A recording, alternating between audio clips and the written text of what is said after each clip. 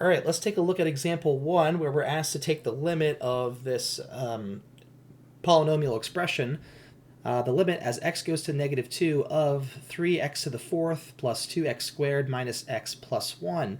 So in my typed notes on D2L, you'll see that I broke this up into quite a few steps, and it was very painful for me to do that, and hopefully it was painful for you to read as well, because really nobody wants to see that, nobody wants to do that.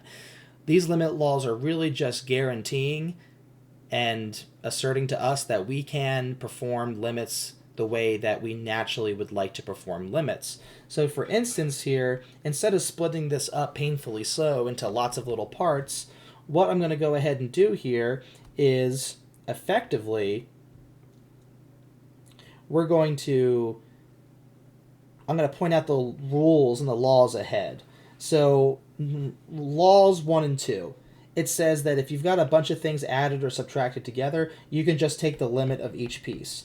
So imagine me taking this limit and then writing, the limit of 3x to the fourth plus the limit of 2x squared plus ... You get the idea. So we can distribute this limit to all four terms. So imagine that we've done that. After we've done that, let's look at this rule number 3, which says that if you've got a constant in front of your function, you can just take the limit of the function and pull the constant out front. So this 3, 2, negative 1, they're all just constants. So we can pull them all out front. So for instance, this first term would now look like 3 times the limit as x goes to negative 2, x to the fourth. Okay, so x to the fourth, though, is exactly number 6, the case where n equals 4. So this says you can just plug in the value into the expression. So here's where I'll start writing. This would be 3 times the limit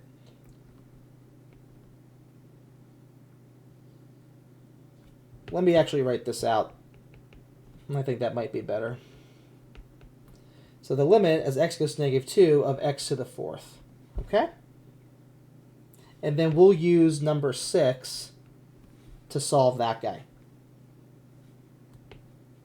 Plus 2 times the limit as x goes to negative 2, x squared.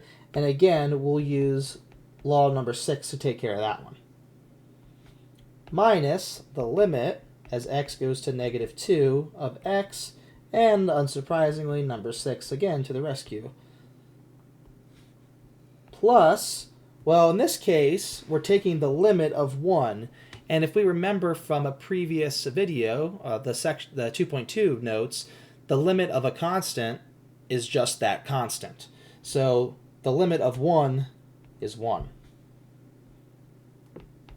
All right, so then if we use law number 6, we'll have 3 times negative 2 raised to the fourth plus 2 times negative 2 squared minus negative 2 plus 1, which at the end of the day, if you collect all those terms, you should get 59.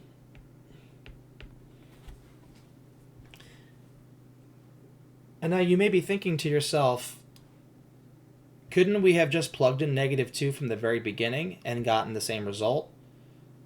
Yes, you certainly could have. So it seems like limits are kind of pointless, right?